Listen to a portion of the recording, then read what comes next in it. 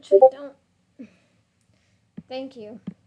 As I have told listening boy number one, long story short, I don't drink coffee anymore, but I went to my favorite pho place, and the lady there, super sweet, the owner, and she gave me a free mocha boba because she likes me because I'm awesome. Anyway, I get very anxious like hours after the coffee, after I consume coffee. So, it has been hours now since I've drunk the coffee, and I am feeling a little bit, nervous or agitated. Not agitated, anxious. So, if you hear me sighing a lot or just breathing in deep, I don't know, intervals, just know it's probably me trying to calm my anxious ass down. I didn't want to refuse the boba because it was a nice gesture, and everyone assumes everyone likes coffee, so I don't mind. The coffee was good though. The mocha boba was good. Plus, yeah, you always get coffee there too. Like always. You should get the mocha boba. It's good.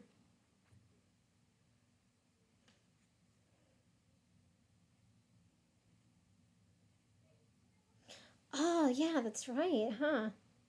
Damn. That's a thought. Okay. Well, I shall start. Actually, wait. I need not start yet. I need to plug in my thing first. It's halfway, but I'm pretty sure I'm going to be reading for like an hour and a half, maybe. I don't know. Let's see where I want to stop reading. Okay, we are at 15.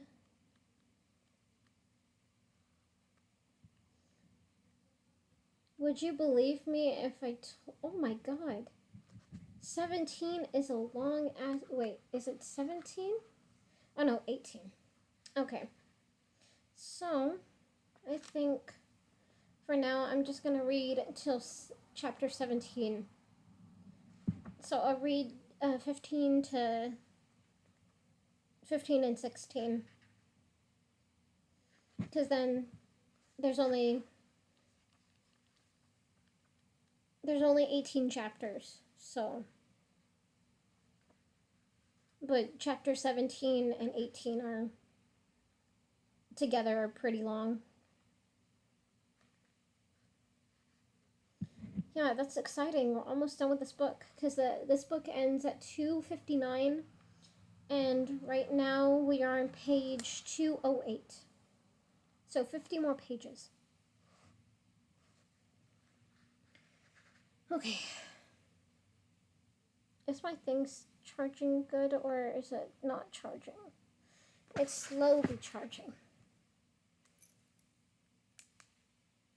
Okay. No. Boot up. There we go. Okay. Now we will start. Wait, hold on before I do that.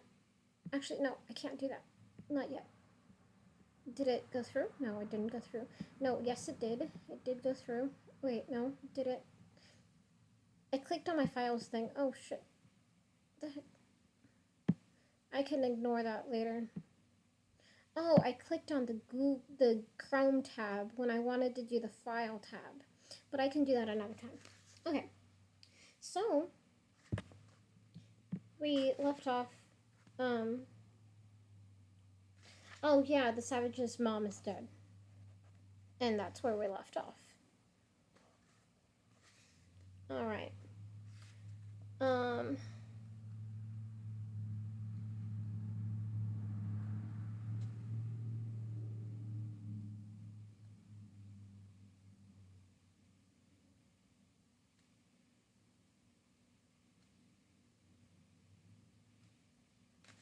Sorry, I was like reading ahead. It's a habit of mine. All right, chapter 15.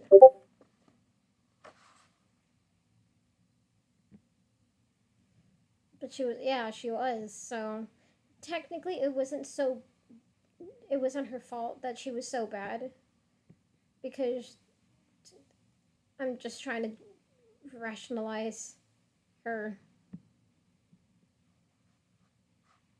I don't know, her behavior, I guess, in a way. She probably wouldn't have been so bad if she hadn't been left. But then she wouldn't have given birth to John. Okay. I'm just like trying to adjust the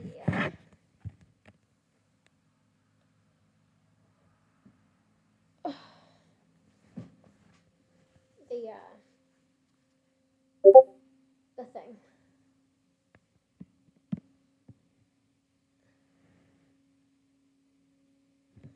But I don't like John.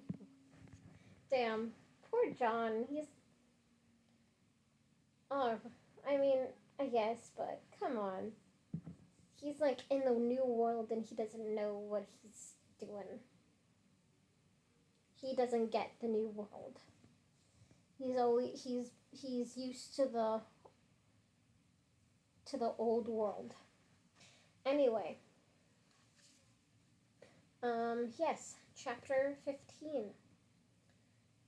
The menial staff of the Park Lane Hospital for the Dying consisted of 162 deltas divided into two Bukanovsky. Yeah, Bukanovsky. Yeah. Sometimes I have like a really hard time saying that word. He shouldn't go around beating women. Okay, that's fair. That's fair.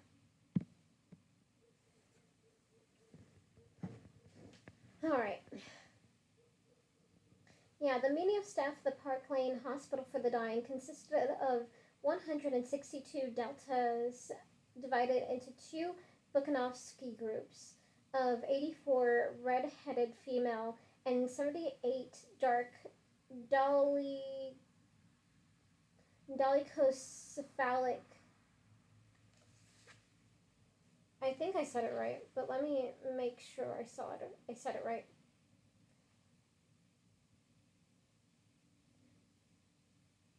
Daciocephalic. No, not tokiocephalic. Maybe I'm saying it wrong then.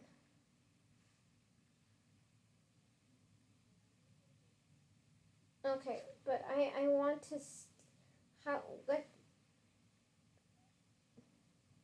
There we go. Dolichocephalic. Wait.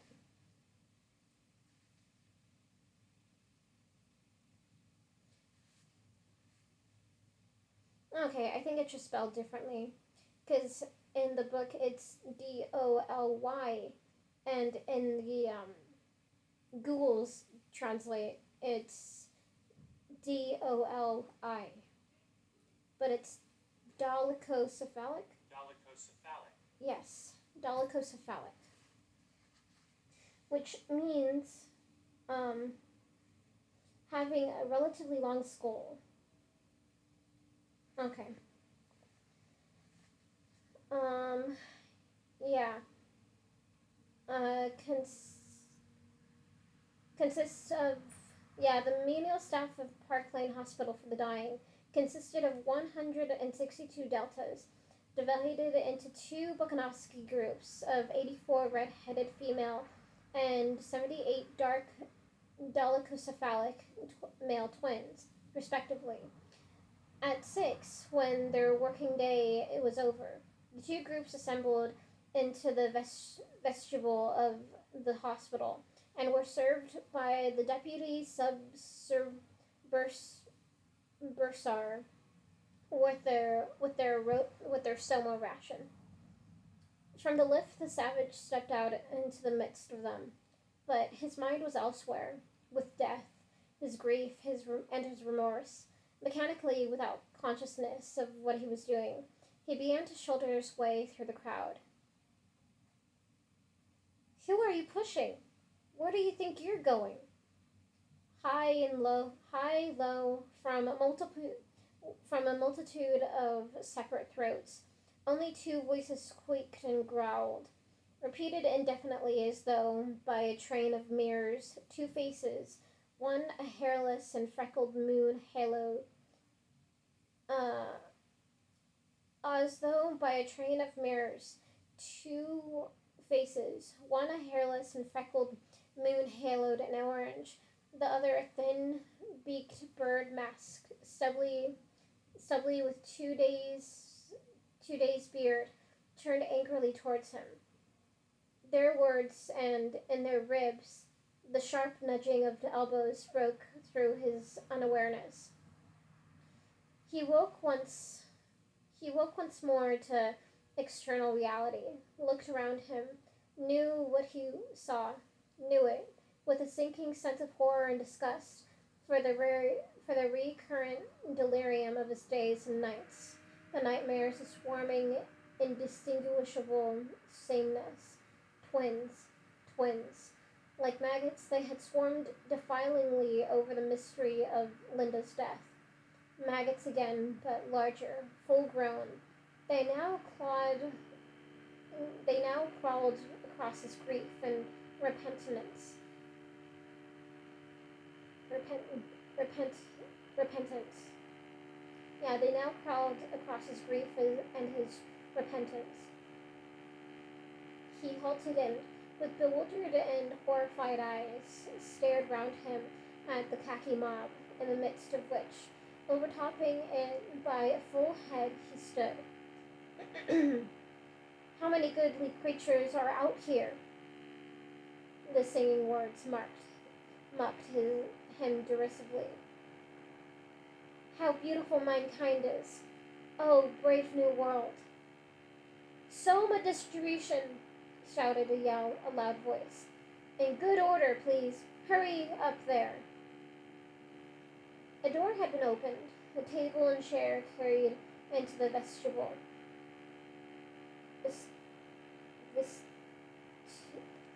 I feel like I'm saying that wrong.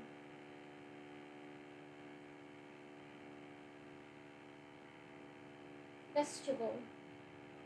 No, not vegetable. No.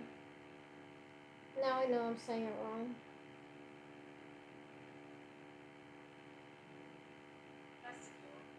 Vestibule.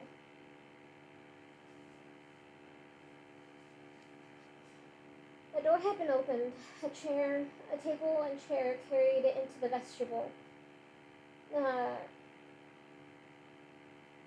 The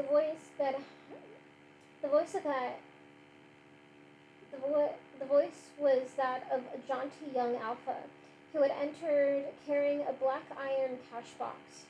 A murmur of satisfaction went up from the expectant twins. They forgot all about the savage. Their attention was now focused on the black cash box, which the young man had placed on the table, and it was now in the process of unlocking. The lid was lifted. Oh! Said all the 162 simultaneously, as though they were looking at fireworks. The young man took out a handful of tiny pillboxes. Now, he said peremptorily. First, step forward, please. One at a time, and no shoving. One at a time, with no shoving. The twins stepped forward. First 2 males, then a female, then another male, then 3 females, then the savage stood on. The savage stood looking on. Oh, brave new world. Oh, brave new world. In his mind, the singing words seemed to change their tone. They had mocked him through his misery and remorse, mocked him with how hideous a note of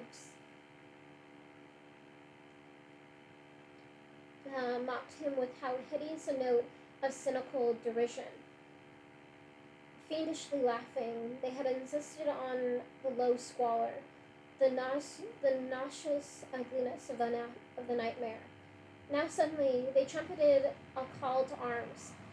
Oh, brave new world! Miranda was proclaiming the possibility of loveliness, the possibility of transforming even the nightmare into something fine and noble. Oh, brave new world! It was a challenge, a command. No shoving there now, shouted the deputy sub subbursar. Subbursar. Shouted the deputy subbursar in a fury. He slammed down the lid of his cash box. I shall stop the distribution unless I have good behavior. The Deltas muttered, jostled one another a little, and then were still. The threat had been effective. Deprivation of soma. Appalling thought. That's better, said the young man, and reopened his cash box.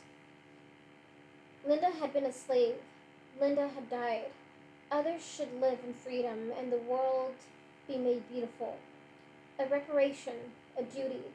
And suddenly it was luminously clear to the savage what he must do. It was as though a shutter had been opened, a curtain drawn back. Now, said the deputy subbursar. Another khaki female stepped forward. Stop! Called the savage in a loud and ringing voice. Stop! He pushed his way to the table. The Delta stared at him with astonishment. Ford! said the deputy subbursar below his breath. It's the savage. He felt scared. Listen, I beg of you, cried the savage earnestly. Lend me your ears. He had never spoken in public before and found it very difficult to express what he wanted to say. Don't take that horrible stuff. It's poison. It's poison. I say, Mr. Savage, said the deputy subbursar, smiling propitiatingly.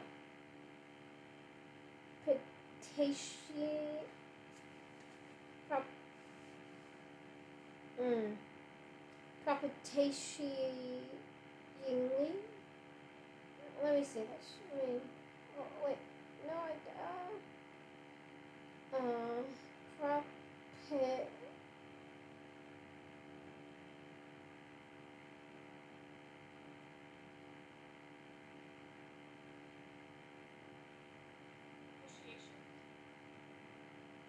propitiatingly.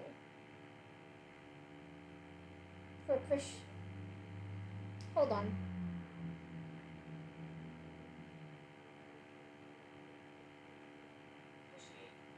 Propitiatingly. Okay, propitiatingly. I say, Mr. Savage, said the deputy subbursar, smiling propitiatingly. Would you mind letting me poison the soul as well as the body? Yes, but let me get on with my distribution, won't you? There's a good fellow. With the cautious tenderness of one who strokes a notorious vicious animal, he patted the savage's arm. Just let me. Never! Cried the savage. But look here, old man. Throw it all away. That horrible poison. The words, throw it all away, pierced through the enfolding layers of incomprehension to the quick of the Delta's consciousness. An angry murmur went up from the crowd. I come to bring you... Hold on. Okay. I come to bring you freedom, said the savage, turning back towards the twins. The deputy subbursar heard no more. He had slipped out of the vestibule, and was looking up a number in the telephone book. Not in his own rooms, Bernard summed up. Not in mine, not in yours, not at the Aphroditeum, not at the center or the college. Where can he have got to? Helmholtz shrugged his shoulders. They had come back from their work, expecting to find the savage waiting for them at one or other Ugh. They had come back from their work expecting to find a savage, waiting for them at one or other of the usual meeting places, and there were no signs of a fellow, which was annoying as they meant to nip across to Biarritz and Helmholtz's four-seater sporticopter. They'd be late for dinner if he didn't come soon. We'll give him five more. We'll give him four. We'll give him 5 more minutes," said Helmholtz. "If he doesn't turn up by then, we'll." The ringing of the telephone bell interrupted him. He picked up the receiver. "Hello? Speaking." Then, after a long interval of listening, "Ford and Flivver?" "Ford and Flivver," he swore. "I'll come at once." "What is it?" Bernard asked. "A fellow I know at the Park Lane Hospital," said Helmholtz. "The savage is there. Seems to have gone mad. Anyhow, it's urgent. Will you come with me?" Together they hurried along the corridor to the lifts. "But do you like being slaves?" the savage was saying as they entered the hospital. His face was blushed, his eyes bright with ardor and indignation. "Do you like being babies?" "Yes, babies, mewling and puking," he added, exasperating by their bestial stupidity into throwing insults at those he had come to save. The insults bounced off their carapace. Yeah, their carapace? I'm pretty sure it's carapace, but it might be carapace? Carapace. No, that's not exactly what I wanted. Carapace.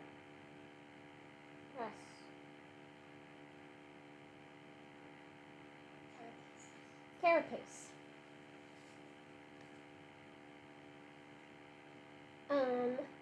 The insults bounced off their carapace of thick stupidity. They stared at him with a blank expression of dull and sullen resentment in their eyes. "Yes, puking," he fairly shouted. Grief and remorse, compassion and duty, all were forgotten now and, as it were, absorbed into an intense, overpowering hatred of these less-than-human monsters.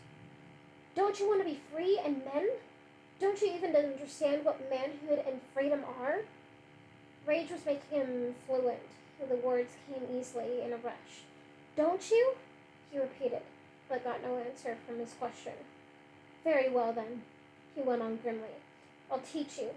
I'll make you be free whether you want to or not." And pushing open a window that looked on to the inner court of the hospital, he began to throw the little pillboxes of soma tablets and handfuls out into the area. For a moment, the khaki mob was silent, petrified at the spectacle of this wanton sacrilege, with amazement and horror. "He's mad," whispered Bernard, staring with wide-open eyes. "They'll kill him. They'll..." A great shout suddenly went up from the mob. A wave of movement drove it menacingly towards the savage. "Ford, help him," said Bernard and averted his eyes. "Ford helps those who help themselves." And with a laugh, actually a laugh of exultation, Helmholtz Watson pushed his way through the crowd. "Free! Free!" the savage shouted, and with one hand continued to throw the soma into the area, while with the other he punched the indistinguishable faces of his assailants. "Free!" And suddenly there was Helmholtz at his side. Good old Helmholtz, also punching. Men at last, and in the interval also throwing the poison out by the handfuls through the window. "Yes, men, men!" And there was no more poison left. He picked up the cash box and showed them its black emptiness. You're free. Howling, the Deltas charged with a redoubled fury. Hesitant on the fringes of battle. They're done for, said Bernard, and urged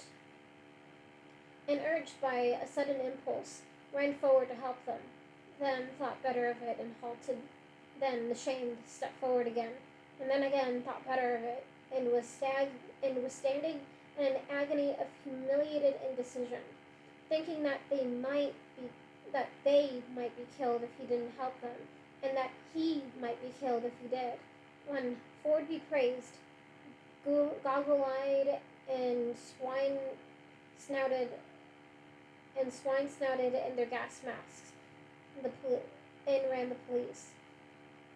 Bernard dashed to meet them. He waved his arms, and it was action. He was doing something. He shouted, "Help!" several times, and more and more loudly, so as to give himself the illusion of helping. "Help! Help! Help!" The police pushed him out of the way and got on with their work. 3 men with spraying machines buckled to their shoulders pumped thick clouds of sono vapor into the air. 2 more were busy around the portable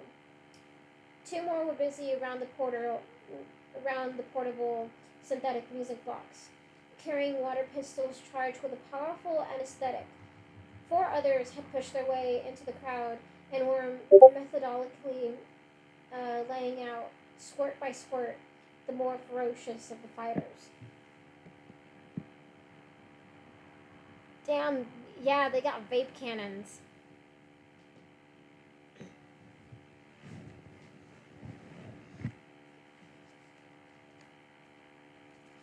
They got solo vape cannons. Drug guns. Yeah.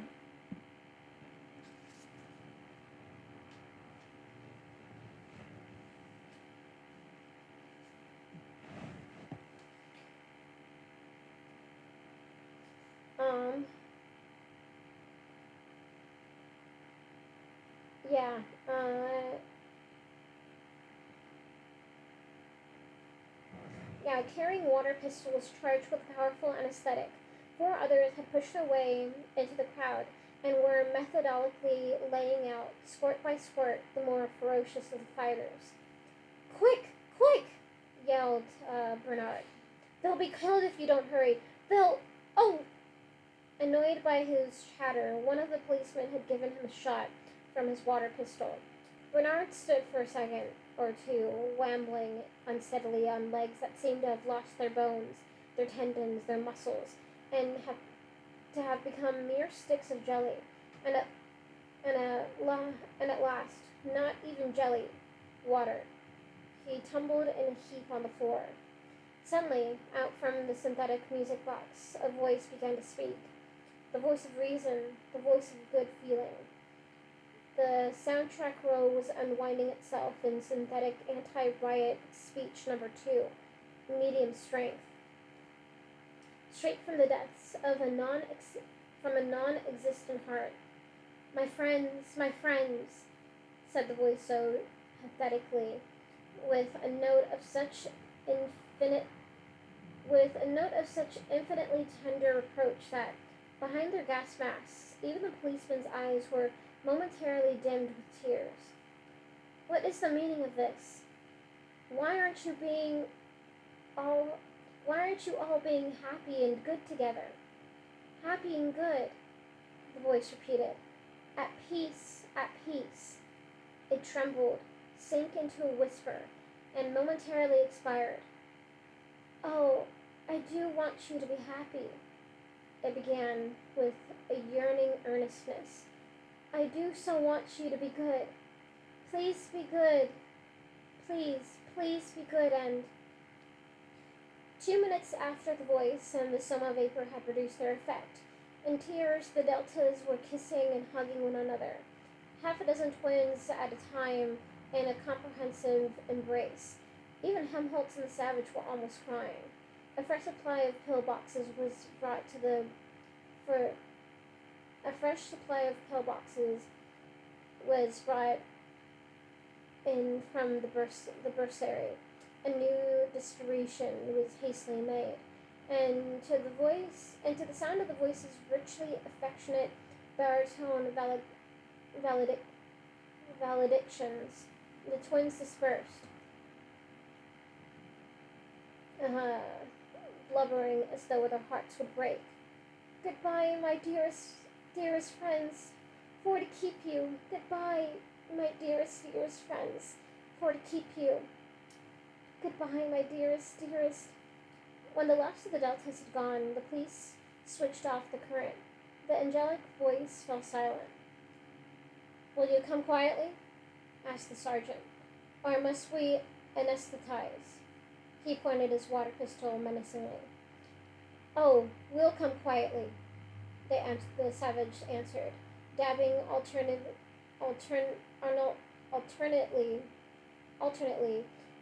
cut lip. Yeah, the savage answered, dabbing alternately a cut lip, a scratched neck, and a bitten left hand. Still keeping his handkerchief to his bleeding nose, Helmholtz nodded in confirmation. Awake and having recovered the use of his legs, Bernard had chosen this moment to move as inconspicuously as he could towards the door. Hi, you there? Called the sergeant, and a swine-masked policeman hurried across the room and laid a hand on the young man's shoulder. Bernard turned with an expression of indignant innocence.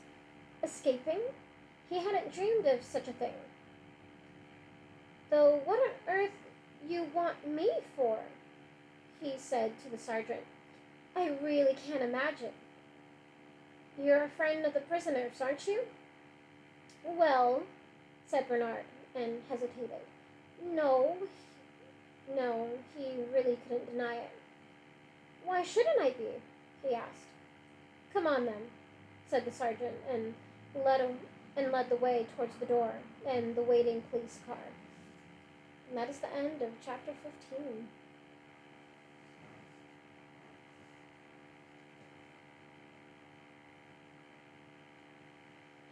Alright, on to chapter 16.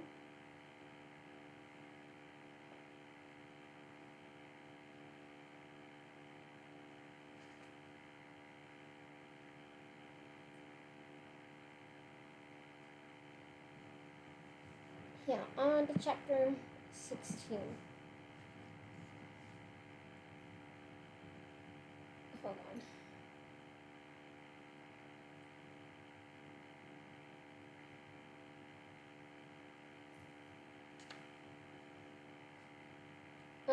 Chapter 16. The room into which the three were ushered was the controller's study. Its forced ship will be down in a moment. The Gamma butler left them to themselves. Helmholtz laughed aloud. It's more like a caffeine solution party than a trial, he said, and let himself fall into the most luxurious of the pneumatic armchairs. Cheer up, Bernard, he added, catching sight of his friend's green and happy face. But Bernard would not be cheered, without answering, without even looking at Helmholtz.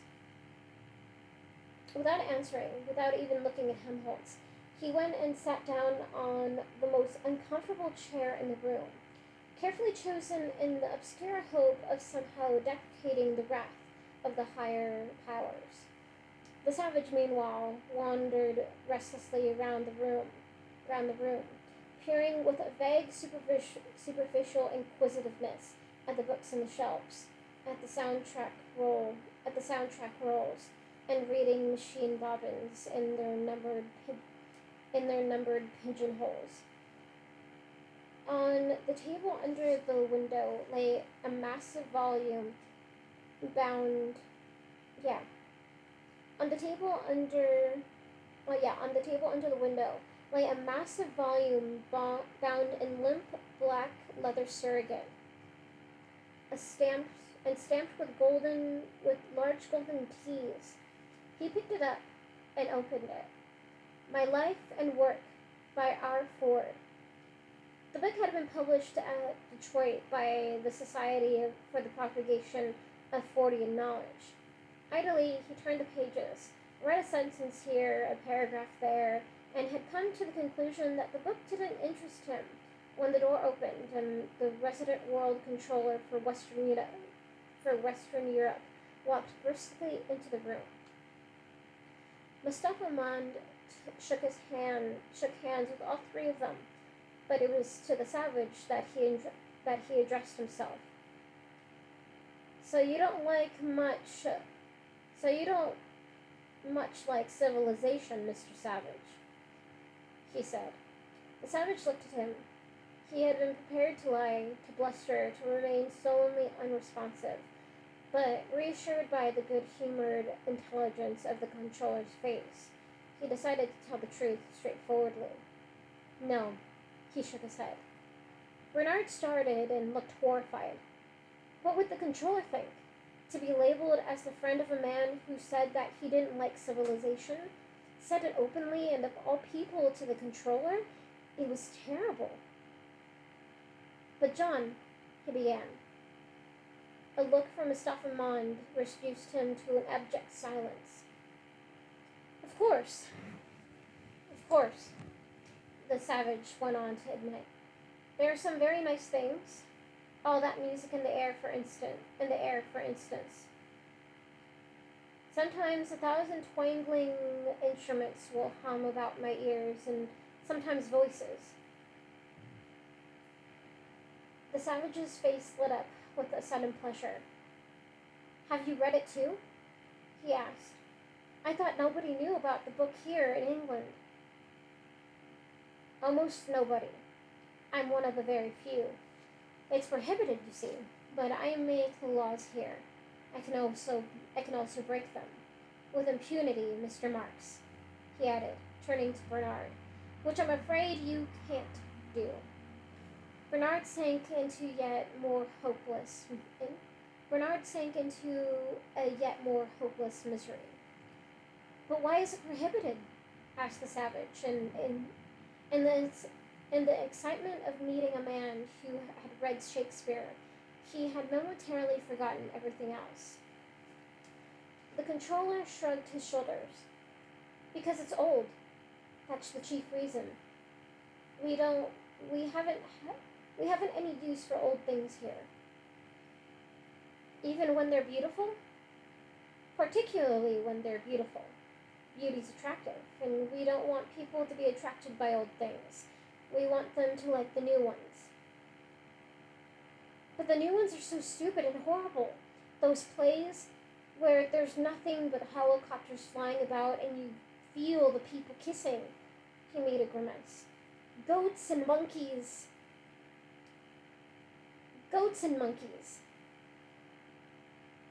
Only in Othello's words could he find an adequate vehicle for his contempt and hatred.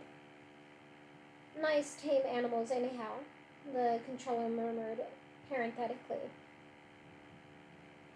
Why don't you let them see Othello instead? I've told you, it's old. Besides, they couldn't understand it. Yes, that was true. He remembered how Helmholtz had laughed at Romeo and Juliet. Well then, he said after a pause. Something new that's like Othello, and that they could understand. That's what we've all been wanting to write, said Helmholtz, breaking a long silence. And it's what you never will write, said the controller. Because if it were really like Othello, nobody could understand it, however new it might be. And if it were new, it couldn't possibly be like Othello. Why not? Yes, why not? Repeated Helmholtz. Helmholtz repeated. He too was forgetting the unpleasant realities of the situation. Green with anxiety and apprehension, only Bernard remembered them. The others ignored them. Why not? Because our world is not the same as Othello's world. You can't make flivvers without steel. and you can't make tragedies without social instability. The world's stable now. People are happy, they get what they want, and they never want what they can't get. They're well off, they're safe, they're, they're never ill, they're not afraid of death, they're blissfully ignorant of passion and old age. They're plagued with no mothers or fathers. They've got no wives, nor children, or lovers to feel strongly about. They're so conditioned that they practically can't help behaving as they ought to behave. And if anything should go wrong, there's Soma, which you go and check out the window in the name of liberty, Mr. Savage. Liberty, he laughed. Expecting Deltas to know what liberty is, and now expecting them to understand Othello? My good boy. The savage was silent for a little. All the same, he insisted obstinately, Othello's good. Othello's better than those feelies.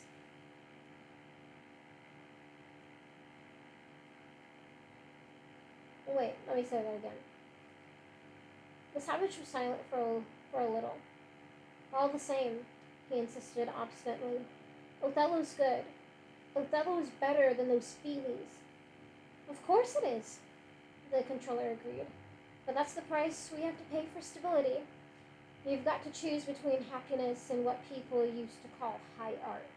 We've sacrificed the high art. We have the feelies and the scent organ instead.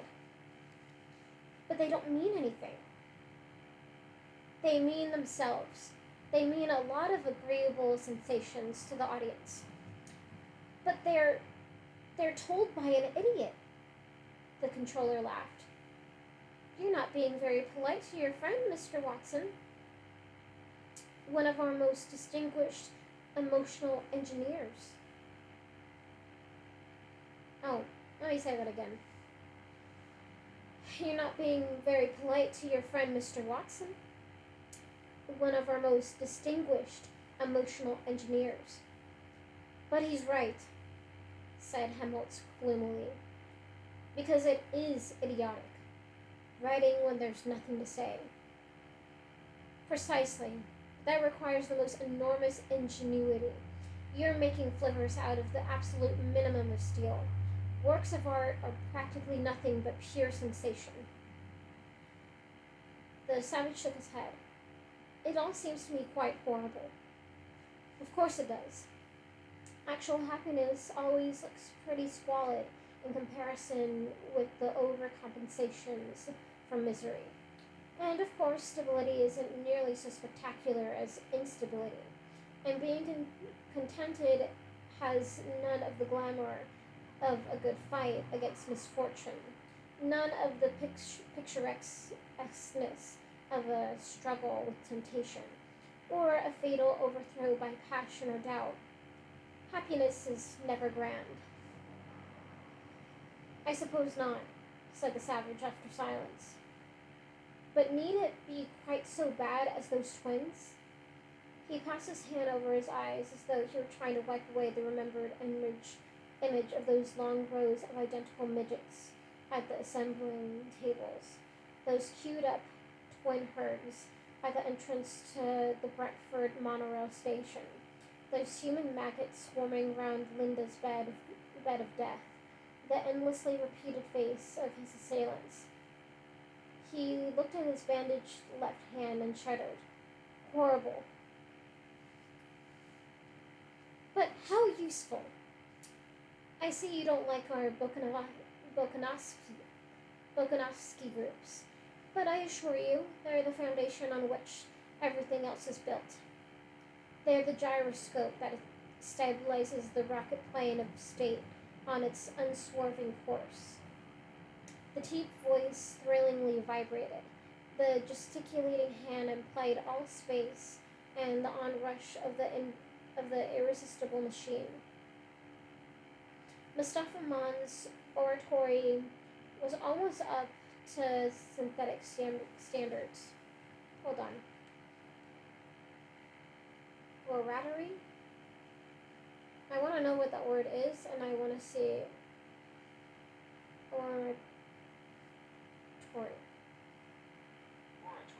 Oratory.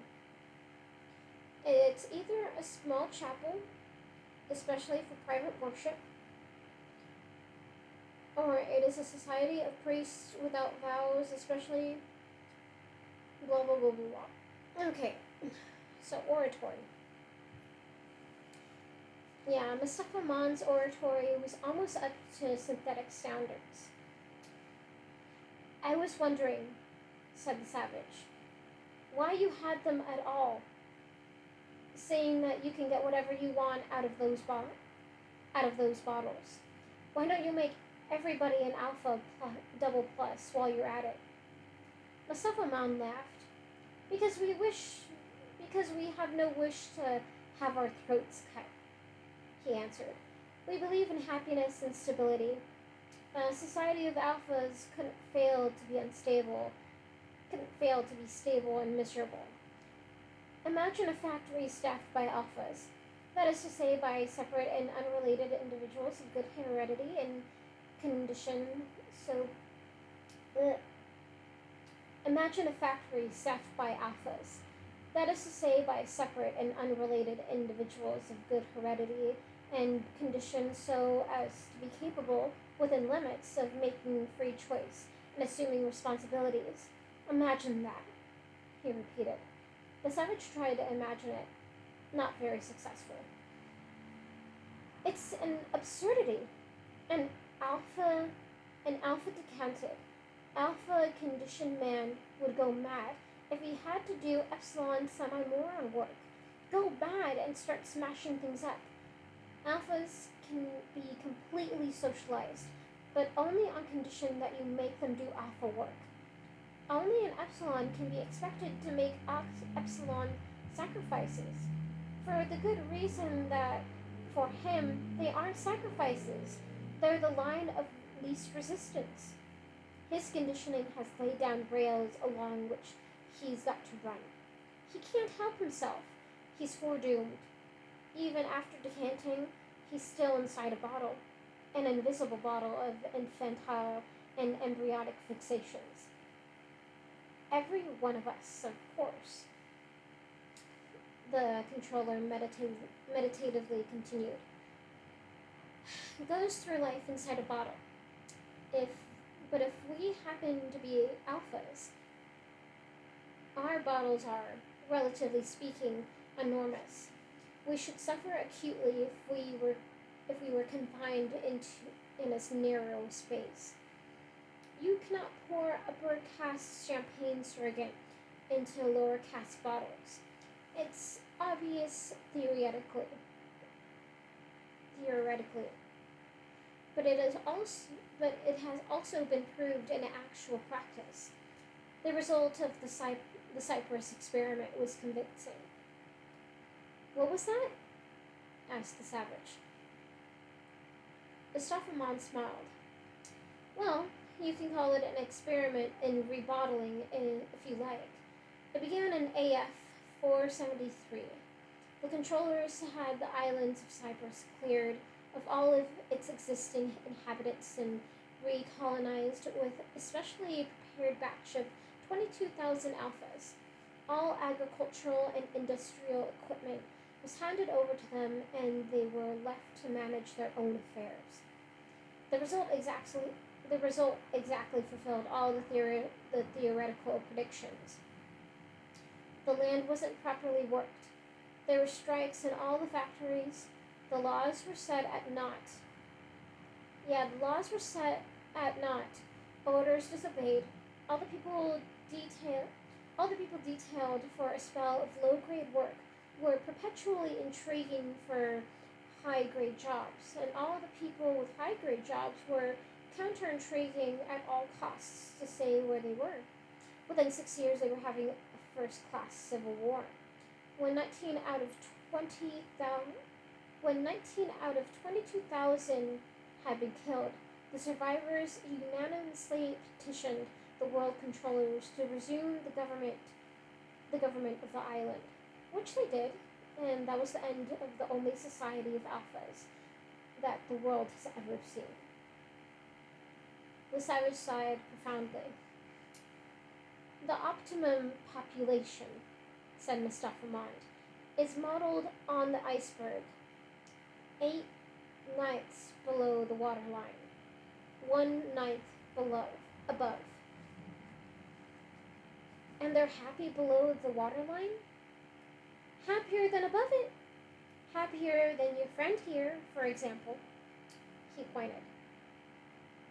In spite of that awful work? Awful? They don't find it so.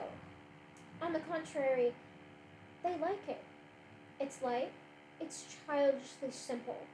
No strain on the mind or the muscles, 7.5 hours of mild, unexhausting labor, and then the soma ration and games and unrestricted copulation and the feelies. What more can they ask for? True, he added. They might ask for shorter hours, and of course we could give them shorter hours. Technically, it would be perfectly simple to reduce all lower caste working hours to 3 or 4 a day. But would they be the happier for that? No. But would they be any the happier for that? No, they wouldn't. The experiment was tried more than a century and a half ago. The whole of Ireland was put on a 4-hour day. What was the result? Unrest and a large increase in the consumption of soma. That was all. Those 3.5 hours of extra leisure were so far from being a source of happiness that people felt constrained to take a holiday from them. The Inventions Office is stuffed with plans for labor-saving processes, thousands of them. Mustafa Mond made a lattice gesture. And why don't we put them into execution?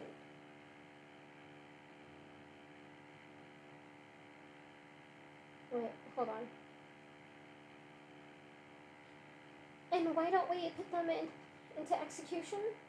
For the sake of the laborers. It would be sheer cruelty to inflict them with excessive leisure. It's the same with agriculture. We could synthesize every morsel of food if they wanted to, but we don't. We prefer to keep a third of the population on the land for their own sakes, because it takes longer to get food out of the land than out of factories. Besides, we have our stability to think of. We don't want to change. Every change is a menace to stability. That's another reason we don't. That's another reason why we're so chary for applying new inventions. Every discovery in pure science is potentially subversive. Even science must sometimes be treated as a possible enemy. Yes, even science.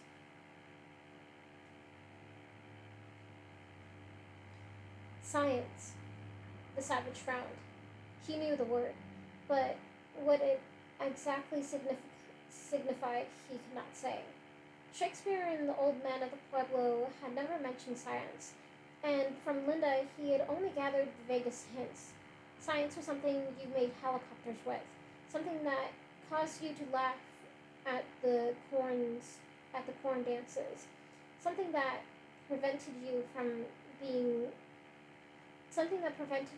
being wrinkled and losing your teeth.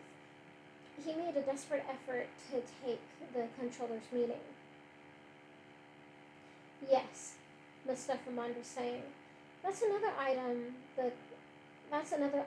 in the cost of stability.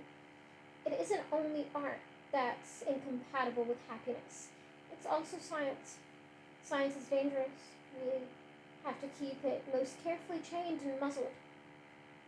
What? Said Helmholtz in astonishment.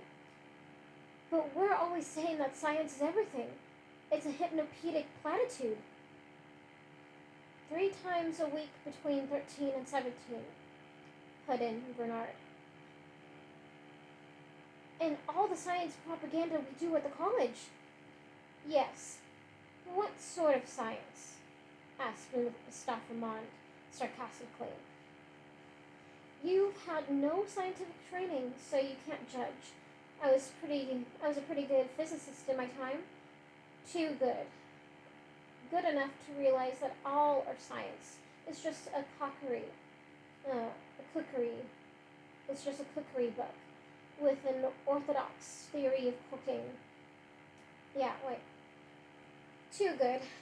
Good enough to realize that our science is just a cookery book with an orthodox theory of cooking that nobody's allowed to question, and a list of recipes that mustn't be added to except by special permission from the head cook. I'm the head cook now, but I was an inquisitive young scorpion once. I started doing a bit of cooking. I started doing a bit of cooking on my own, unorthodox cooking, illicit cooking, a bit of real science. In fact, he was silent. What happened? Asked Helmholtz Watson. The controller sighed.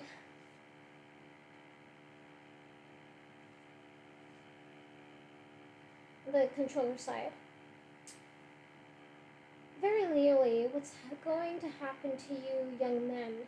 I was on the point of being sent to an island. The words galvanized Bernard into violent and unseemly activity. Send me to an island? He jumped up and ran across the room, stood gesticulating in front of the controller. You can't send me. I haven't done anything. It was the others. I swear it was the others. He pointed accusingly to Helmholtz and the savage. Oh, please don't send me to Iceland. I promise I'll do what I ought to. Give me another chance. Please give me another chance. The tears began to flow. I tell you, it's their fault, he sobbed. And not to Iceland. Oh, please, your lordship, please. And in a paroxysm? This word is weird.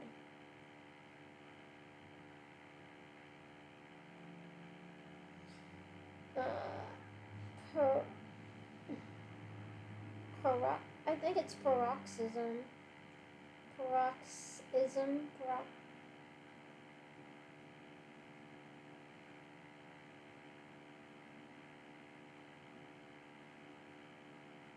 There we go.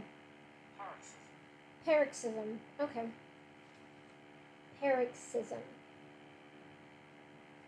And in a paroxysm of abjection, he threw himself on his knees before the controller. Mustafa Mann tried to make him get up, but Bernard persisted in his groveling.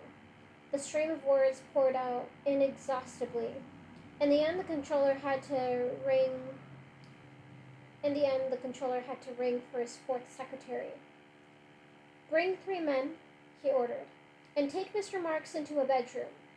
Give him a good soma vaporization, and then put him to bed and leave him. The fourth secretary went out and returned with 3 green-uniformed twin footmen. Still shouting and sobbing, Bernard was carried out. One would think he was going to have his throat cut, said the controller as the doors closed. Whereas if he had the smallest sense, he'd understand that his punishment is really a reward. He's being sent to an island. That's to say, he's being sent to a place where he'll meet the most interesting set of men and women found anywhere in the world. All the people who, for one reason or another, have got too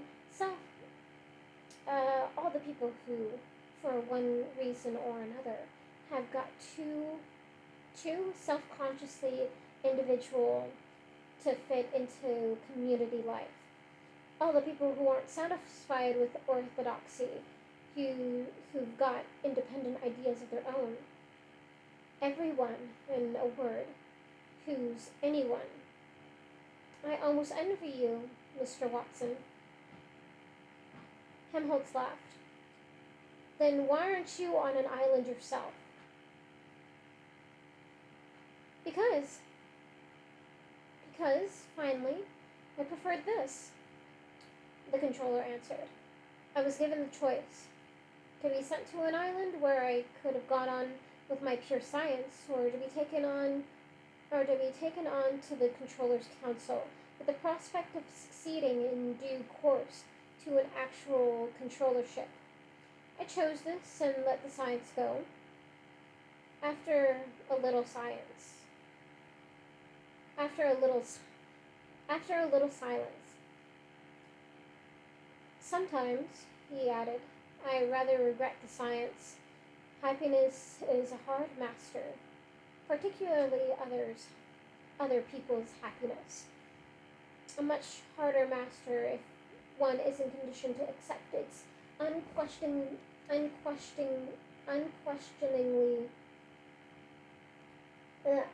a much harder master if one isn't conditioned to accept it unquestioningly than truth.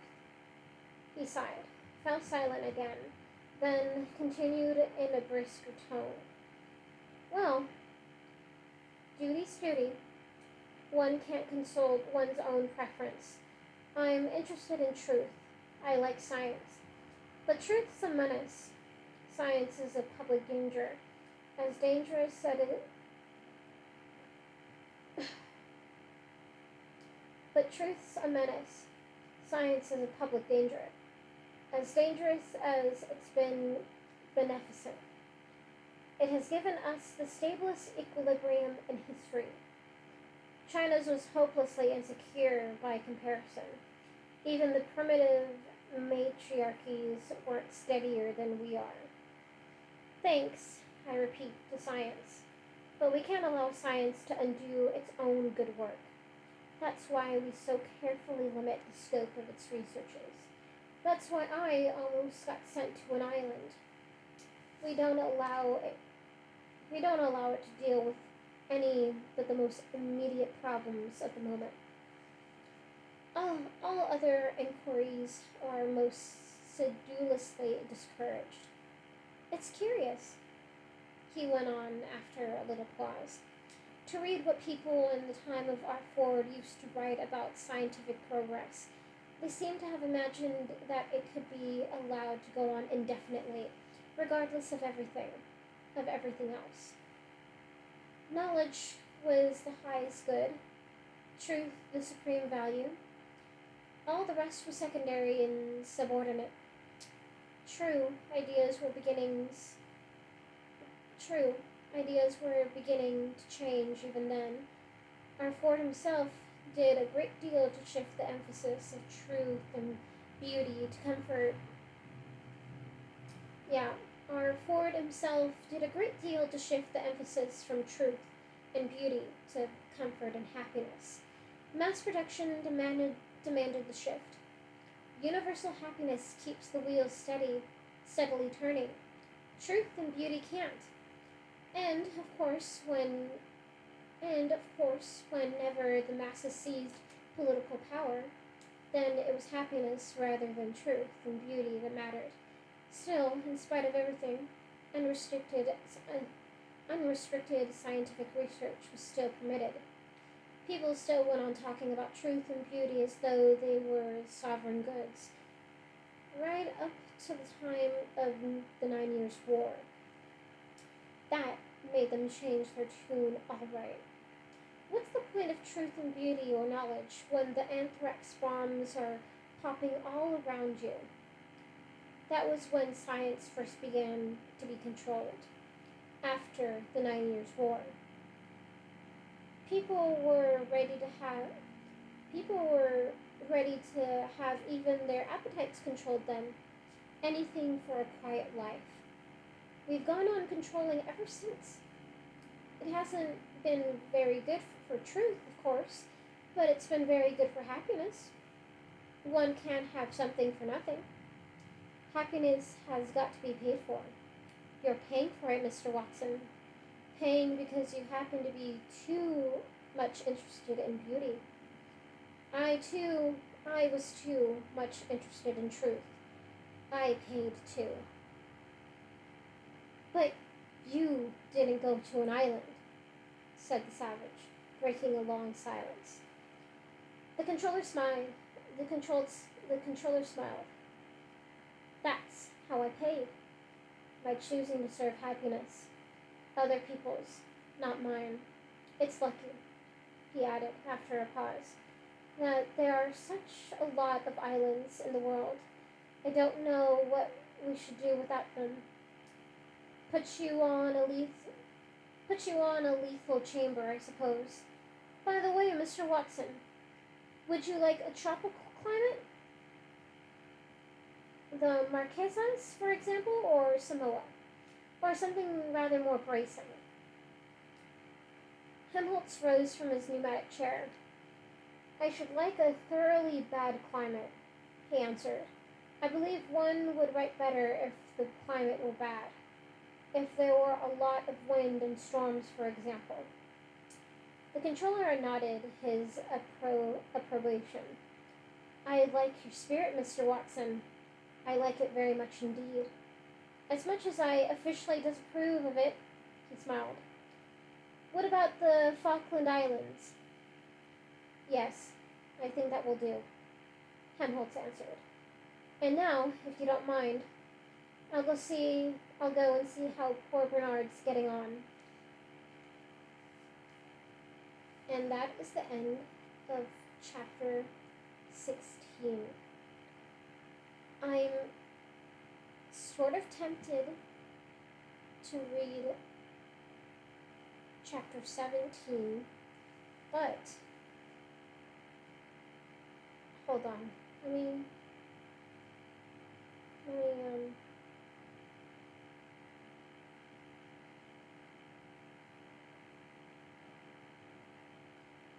ahead.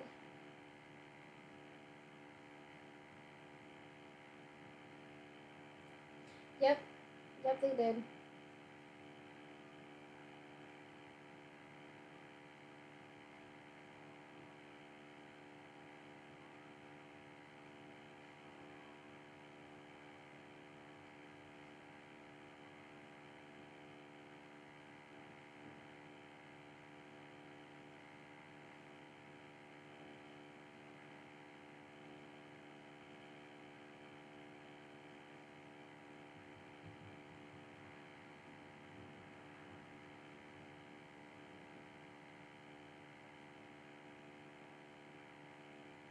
Hold on, I'm reading ahead.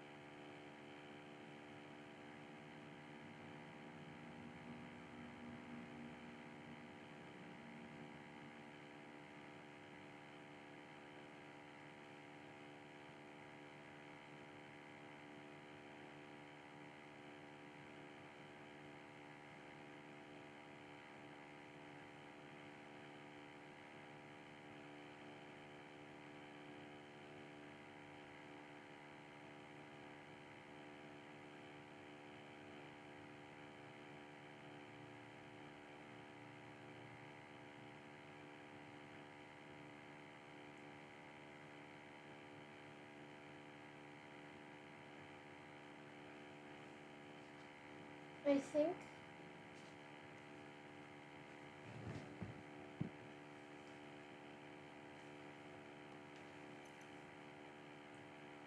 hold on. Yeah, I think we'll end there. And then I'll read the next 2 chapters tomorrow. Wait. Yeah, I'll read them tomorrow. Probably in the afternoon. Because I know we have game. Hold on.